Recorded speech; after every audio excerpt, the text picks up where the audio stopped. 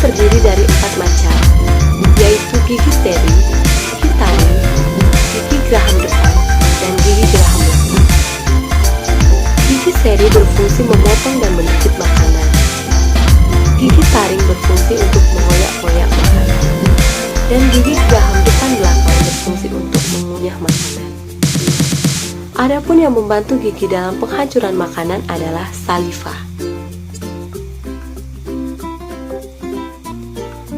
Saliva adalah suatu cairan oral yang kompleks dan tidak berwarna yang ada pada mukosa oral.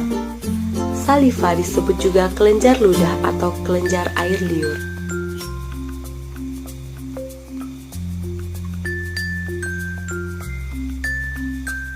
Kelenjar air liur berperan untuk mengubah pati dalam makanan menjadi gula dan juga mampu melunakkan makanan. Setelah itu, dengan bantuan lidah. Lidah berfungsi untuk mengaduk makanan di dalam rongga mulut dan membantu mendorong makanan ke dalam esofagus. Lidah berfungsi sebagai alat pengecap. Proses yang terjadi di dalam mulut adalah proses pencernaan secara mekanik dan kimiawi. Proses secara mekanik dilakukan dengan gigi dan lidah. Proses kimiawi terjadi dengan bantuan kelenjar air liur pada saat penghancuran makanan. Makanan yang telah dihancurkan pada rongga mulut dilanjutkan masuk ke dalam esofagus atau kerongkongan. Kerongkongan merupakan saluran penghubung antara rongga mulut dengan lambung.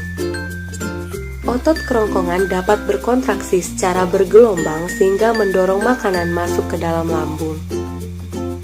Gerakan yang terjadi dalam kerongkongan ini disebut dengan gerakan peristaltis.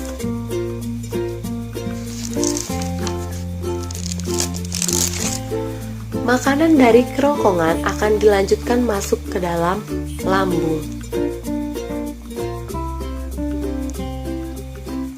Lambung atau ventriculus adalah kantung besar yang terletak di sebelah kiri rongga perut sebagai tempat terjadinya sejumlah proses pencernaan. Lambung terdiri dari 3 bagian, lambung atas kardiak, bagian tengah fundus, dan bagian bawah pilorus. Di dalam lambung terjadi gerakan mengaduk-ngaduk makanan. Dinding lambung mengandung sel kelenjar yang menghasilkan getah lambung. Getah lambung mengandung asam lambung yang berfungsi membunuh kuman penyakit atau bakteri pada makanan dan berfungsi mengaktifkan pepsinogen menjadi pepsin. Pepsin berfungsi memecah protein menjadi pepton. Adapun enzim yang membantu juga yaitu enzim renin yang berfungsi menggumpalkan kasein yang terdapat dalam susu. Enzim renin dan pepsin menunjukkan dalam lambung terjadinya proses kimiawi. Selanjutnya akan diteruskan ke dalam usus halus atau intestinum. Usus halus merupakan tempat penyerapan sari-sari makanan dan tempat terjadinya proses pencernaan paling panjang. Usus halus terdiri dari 3 bagian, usus 12 jari duodenum, usus kosong itu jejunum, dan usus penyerapan atau ileum. Pada usus 12 jari bermuara pada saluran getah pankreas dan saluran empedu. Selanjutnya yaitu hati. Empedu dihasilkan oleh hati dan ditampung dalam kantung empedu. Dari empedu akan dialirkan ke usus 12 jari. Empedu mengandung garam empedu dan zat warna bilirubin. Garam empedu berfungsi mengemulsikan lemak dan zat warna empedu bilirubin memberikan ciri warna coklat pada feses. Pankreas. Pankreas menghasilkan getah pankreas yang mengandung beberapa enzim.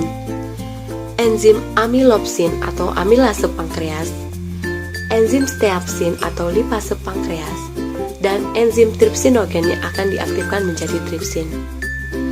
Adapun enzim-enzim yang berfungsi untuk menghancurkan makanan pada usus halus yaitu enzim maltase, enzim laktase, enzim sukrase, enzim tripsin, dan enzim enterokinase.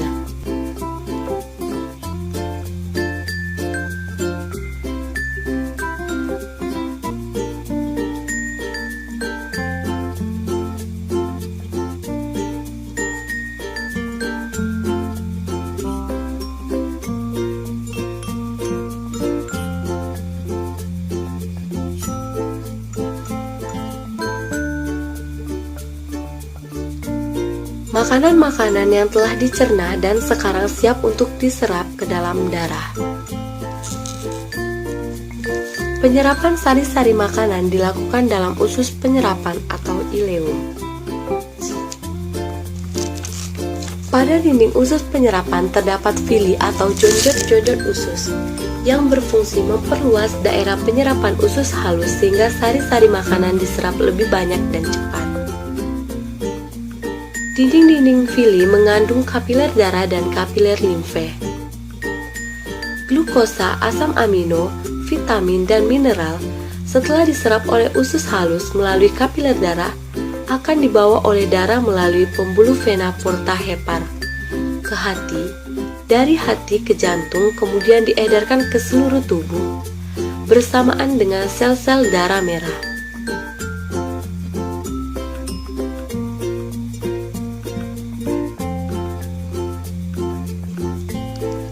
Sari-sari makanan yang mengandung nutrisi disebarkan ke seluruh tubuh dan akan menjadi energi pada tubuh.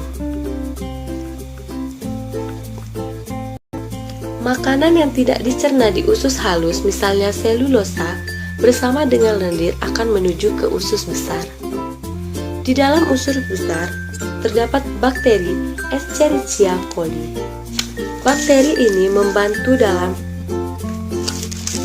proses pembusukan makanan menjadi feses. Di dalam usus besar, feses didorong secara teratur dan lambat oleh gerakan peristaltis menuju ke rektum. Otot sphincter rektum mengatur pembukaan dan penutupan anus apabila feses sudah siap dibuang.